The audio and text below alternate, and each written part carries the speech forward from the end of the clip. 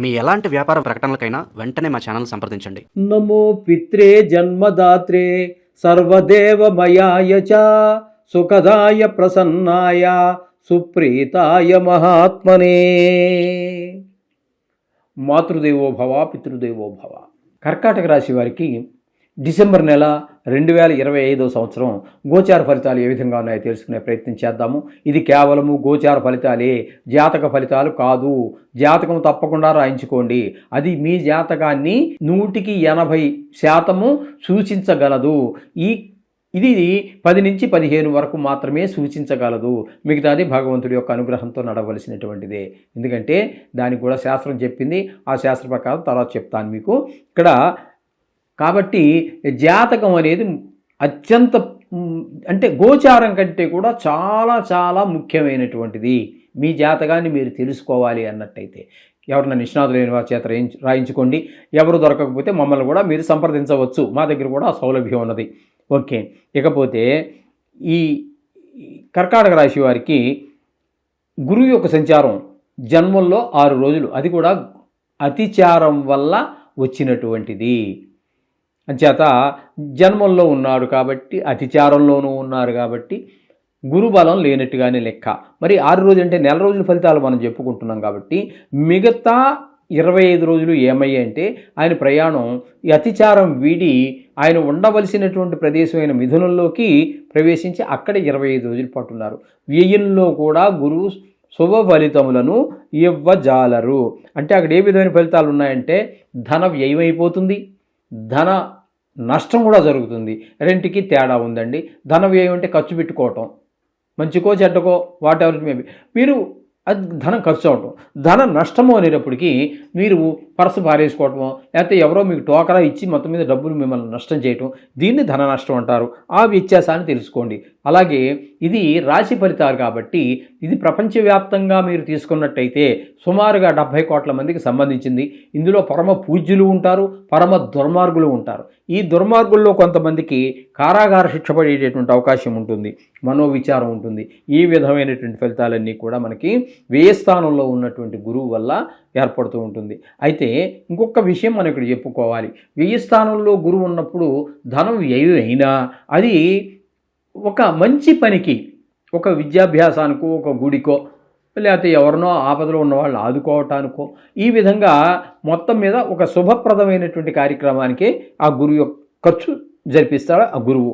ఇకపోతే ద్వితీయ స్థానంలో కేతుగ్రహ సంచారం జరుగుతోందండి.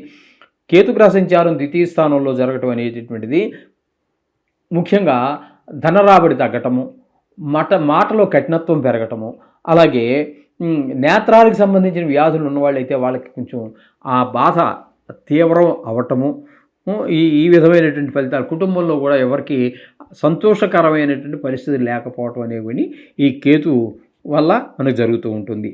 ఇకపోతే చతుర్థ స్థానంలో అంటే తులారాశిలో అంటే చతుర్థ, పంచమ, షష్టమ 3 స్థానాల్లో బుధుని యొక్క సంచారం జరుగుతోందండి. ఇక్కడ అంటే చతుర్థ స్థానంలో బుధుడు యోగిస్తాడు. ఒక 6 రోజులు మాత్రమే ఉంటారు. అక్కడ తల్లిగారి ఆరోగ్య విషయంలోను, విద్య విషయంలోను, భూమి, గృహము, వాహనము, మన స్వభావం ఇత్యాది విషయాలన్నింటిలో కూడా 6 రోజులు అనుకూలంగానే ఉంటాడు. తదుపరి పంచమ స్థానంలో 24 రోజులు ఉంటున్నారు. ఆ 24 రోజులు మాత్రము అనుకూలమైన ఫలితములను ఇవ్వజాలరు.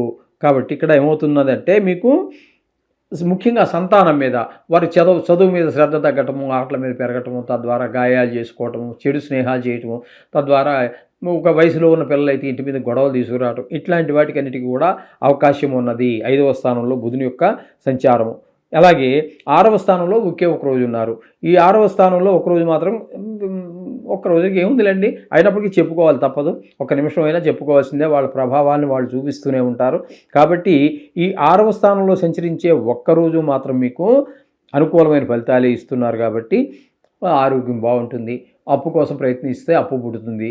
ఎవరికైనా మీరు అప్పుబడి ఉన్నట్టయితే అప్పును కూడా తీర్చడం జరుగుతుంది. అంటే ధనానికి రుణం తీర్చగలగాలంటే మన దగ్గర డబ్బులు ఉండాలి కదండి. డబ్బులు అయితే లోటు ఉండదు. ఒకవేళ లేకపోయినా అప్పు కోసం అప్పు చేసినా పుడుతుంది. ఆ విధంగా బుధుడు ఆ ఒక్కరోజు మీకు అనుకూలమైన ఫలితాలు ఇస్తూ ఉన్నాడు. అంటే మొత్తంగా బుధుని యొక్క సంచారం కనుక మనం తీసుకున్నట్టయితే చతుర్థ స్థానంలో 6 రోజులు, 4వ స్థానంలో 6 రోజులు, 6వ స్థానంలో 1 రోజు, 7 రోజులు మాత్రమే మీకు బుధుడు అనుకూలత ఉన్నది. అది పెద్ద పరిగణలోనికి తీసుకోవలసిన పని లేదని నా అభిప్రాయము. ఇకపోతే రవి యొక్క సంచారం కనుక తీసుకున్నట్టయితే రవి యొక్క సంచారం 16 రోజుల పాటు, షష్టమ స్థానంలో 15 రోజుల పాటు సంచారం చేస్తూ ఉన్నారు. ఇక్కడ మీకు కర్కాటక రాశి వారికి పంచమ స్థానంలో రవి యొక్క సంచారం శుభ ఫలితములు ఇవ్వజాలదు. అది ఆయన కూడా సంతానం మీదే ప్రముఖంగా ఆయన యొక్క ఫోకస్ చేస్తారు, ఆయన దృష్టి అంతా పెడతారు. మీకు వాళ్ళు బుద్ధిబలం తక్కువగా ఉపయోగిస్తుంటారు, చెడు స్నేహాలు చేయటము, చదువులో వెనకబడడం లాంటివన్నీ చేస్తూ ఉంటారు. ఇకపోతే 6వ స్థానంలో 15 రోజులు సంచారం చేస్తున్నారు. ఆ 15 రోజులు మాత్రం 6వ స్థానంలో చాలా మంచి ఫలితాలు ఇస్తారండి. ఆరోగ్యం బాగుంటుంది, మీకు డబ్బులు ఏమైనా ఎవరికైనా అప్పు ఉంటే తీర్చేయగలుగుతారు, మీకు అప్పు కావాలంటే పుడుతుంది, ఆ తీసుకున్నటువంటి అప్పు కూడా సద్వినియోగం అవుతుంది. ఈ విధమైన ఫలితాలన్నీ కూడా రవి భగవానుడు మీకు ప్రసాదిస్తూ ఉన్నాడు. కుజుడిని కనుక తీసుకున్నట్టయితే 5, 6 స్థానాలలో కుజుని యొక్క సంచారం జరుగుతోందండి. కుజుని యొక్క సంచారం 24 రోజుల పాటు మీకు 6వ స్థానంలో జరుగుతోంది. మొదటి 7 రోజులు మాత్రం ఇక్కడ 5వ స్థానంలో జరుగుతోంది. 5వ స్థానంలో జరిగేటప్పుడు సంతానం మీదే దుష్ప్రభావాలు చూపిస్తాడు. కానీ 6వ స్థానంలో ప్రవేశించిన తర్వాత 24 రోజులు కూడా మీకు మంచి ఆరోగ్యం బాగుండడానికి, డబ్బులకు అప్పుంటే తీర్చేయడం, అప్పు కోసం ప్రయత్నిస్తే పుట్టడము, మొత్తం మీద ధనానికి లోటు లేకుండా అటు బుధుడు మీకు సహకరిస్తున్నాడు 6వ స్థానంలో. అంటే ఇక్కడ అంటే ధనురాశిలో ఈ కర్కాటక రాశి వారికి ఇక్కడ బుధుడు సహకరిస్తున్నాడు ఒకరోజు, అలాగే రవి సహకరిస్తున్నాడు 15 రోజుల పాటు, ఈ కుజుడు 24 రోజుల పాటు సహకరిస్తున్నాడు. ఇకపోతే ఈ విధమైన ఫలితాలని కుజుడిస్తున్నాడు. ఇక శుక్రగ్రహ సంచారం గురించి మనం చెప్పుకోవాలి అన్నట్టయితే 5వ స్థానంలో ఒక 20 రోజుల పాటు ఉంటున్నారు 5వ స్థానంలో. ఆ 20 రోజుల్లో 5వ స్థానంలో ఉన్నప్పుడు మీ పిల్లలు మంచి బాగా చదువుకోవటము, మీరు ఆశించిన కన్నా ఎక్కువ మార్కులు తెచ్చుకోగలగటం, మంచి మంచి స్నేహాలు చేయటము, వారికి ఎందులోనో లలిత కళల్లో వీటిలో ప్రవేశం ఉన్నట్టయితే వాళ్ళు స్కూల్లో కొన్ని సందర్భాల్లో వాళ్ళు టీచర్లు కూడా ప్రోత్సహిస్తూ ఉంటారు. కాబట్టి వారికి మంచి పేరు ప్రఖ్యాతులు రావటం, ఆ లలిత కళలకు సంబంధించి సంగీతం కావచ్చు, నృత్యం కావచ్చు, డ్రాయింగ్ కావచ్చు, శిల్పం ఇట్లాంటి వాటిలో వాడికి ఏదైనా ప్రవేశం ఉంటే అందులో మంచి పేరు తెచ్చుకుంటాడు. అలాగే ఇక్కడ మీకు 6వ స్థానంలో వచ్చేటప్పటికి ఆయన యోగ కారకం కాదు. గోచార రీత్యా శుక్రుడు 11 రోజులు కూడా మీ భార్యాభర్తల మధ్యన కొంచెం ఎడమొహం పెడమొహంగా ఉండటం, అలాగే జాయింట్ వ్యాపారం చేసేవారి మధ్యన కూడా ఎడమొహం పెడమొహం ఉన్నట్టుగా ఉండి మంచి ఫలితాలు అయితే ఇవ్వజాలడు. అంటే మీకు మొత్తంగా 20 రోజులు అనుకూలంగా, ఎక్కువ రోజులు అంటే 2/3 2/3 వంతులు మీకు మంచి శుభ ఫలితాన్ని ఇస్తూ ఉన్నాడు శుక్ర భగవానుడు. ఈ విధమైనటువంటి ఫలితాలన్నీ ఉన్నాయి ఇక్కడ. ఇకపోతే 8వ స్థానంలో రాహుగ్రహ సంచారం, ఇది వాంఛనీయం కాదు. ఇక్కడ ఆయన ఇచ్చే ఫలితాలు ఏ విధంగా ఉన్నాయన్నట్టయితే, అలాగే ఇప్పుడు ఏదైనా ఉద్యోగంలో ఉన్నవారు డిస్మిస్ అవ్వటమో, సస్పెండ్ అవ్వటమో, లేకపోతే పనిష్మెంట్ మీద ఎక్కడికో ట్రాన్స్ఫర్ అవ్వటమో ఇలాంటివి జరిగే అవకాశం ఉంటుంది. కొంతమందికి చెప్పుకున్నాం కదండి, ఇది 70 రాశి ఫలాలు అనేటప్పుడు సుమారుగా 70 లక్షల మందికి 70 కోట్ల మందికి ప్రపంచవ్యాప్తంగా. కాబట్టి ఇక్కడ కొంతమందికి పెద్ద దుఃఖం వచ్చేటువంటి అవకాశం ఉంటుంది, హఠాత్ మరణాలు జరుగుతాయి కొంతమందికి అయితే కలహాలు వస్తూ ఉంటాయి అందరితోటి, అవమానాలు, ఇలాంటివన్నీ కూడా 8వ స్థానంలో ఉన్నట్టు రాహు వల్ల ఏర్పడుతున్నాయి. ఇక భాగ్యస్థానంలో శని భగవాన్ యొక్క సంచారం జరుగుతోంది.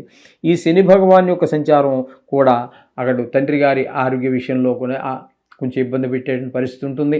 అలాగే ఏ గుళ్ళు గోపురాలు తిరగాలనుకున్నా, మీరు ప్రయత్నం చేసుకున్నా, రిజర్వేషన్లు చేసుకున్నా కూడా మీకు ఏదో ఆటంకం వచ్చి వెళ్ళలేకపోవటం, అలాగే మీరు ఏదైనా గురుముహూర్త చేసుకున్నటువంటి ఉపాసన ఏదైనా ఉన్నట్టయితే దాని దగ్గర కూర్చుని చేద్దామన్నా మనసు లగ్నం కాకపోవటం లాంటివి జరుగుతుంటాయి. కూర్చుంటారు, మీరు మంత్రం చదువుతూనే ఉంటారు, కానీ మీకు మనసు మాత్రం లగ్నం కాదు. ఈ విధమైన ఫలితాలన్నీ కూడా శని భగవానుడి ద్వారా మీకు సంక్రమిస్తూ ఉన్నాయి. మొత్తంగా చెప్పుకోవాలి అన్నట్టయితే ఈ కర్కాటక రాశి వారికి బుధుడు ఒక 7 రోజుల పాటు మీకు అనుకూలమైన ఫలితాలు ఇస్తూ ఉన్నాడు. అలాగే రవి పాక్షికంగా ఆయన కూడా 15 రోజుల పాటు మంచి ఫలితాలు ఇస్తూ ఉన్నాడు. కుజుడు మాత్రం ఒక 24 రోజులు పాక్షికంగానే ఫలితాలు ఇస్తున్నాడు. అలాగే శుక్రుడు కూడా పాక్షికంగానే ఒక 20 రోజులు, అంటే 4 గ్రహాలు పాక్షికంగా మాత్రమే ఇస్తున్నాయి, కానీ పూర్తిగా నెల రోజులు మంచి ఫలితాలు ఇచ్చేటటువంటి గ్రహం ఒకటి కూడా లేదు. 4 గ్రహాలు మాత్రం పాక్షికంగా ఉన్నాయి. కాబట్టి తస్మాత్ జాగ్రత్త, ఎవరికి హామీలు ఉండవద్దు, ఎవరికి అప్పు అనేటటువంటిది ఇవ్వవద్దు, అలాగే మాట కూడా తోలనాడవద్దు. అంచేత అవన్నీ కూడా జాగ్రత్తగా ఆలోచించి, ఒకటికి 2 సార్లు ఆలోచించి చేసుకోండి. కాబట్టి వీరు ముఖ్యంగా నవగ్రహ మంత్రాలు, ఆ శ్లోకాలు ఏవైతే మీకు వచ్చో, గాయత్రి అయితే గాయత్రి, నవగ్రహ గాయత్రి అని ఉంటుంది, అదైతే అది మీరు చక్కగా రోజు పఠించడం ద్వారా మంచిది. ఇంకా వీలుంటే, మీకు టైం ఉంటే, మీరు చేసే వృత్తికి సహకరించేటట్టయితే పొద్దుటే గుడికి వెళ్ళడానికి, కార్తీక మాసం కూడా ఇంకా కొద్ది రోజుల పాటు ఉంది, ఆ నవగ్రహాల చుట్టూ తిరగండి, ఆ శివుని యొక్క దర్శనం కూడా చేసుకోండి. మీకు ఈ దోషాల నుంచి మీరు ఈజీగా చాలా సులభంగా బయటపడగలుగుతారు. శుభం.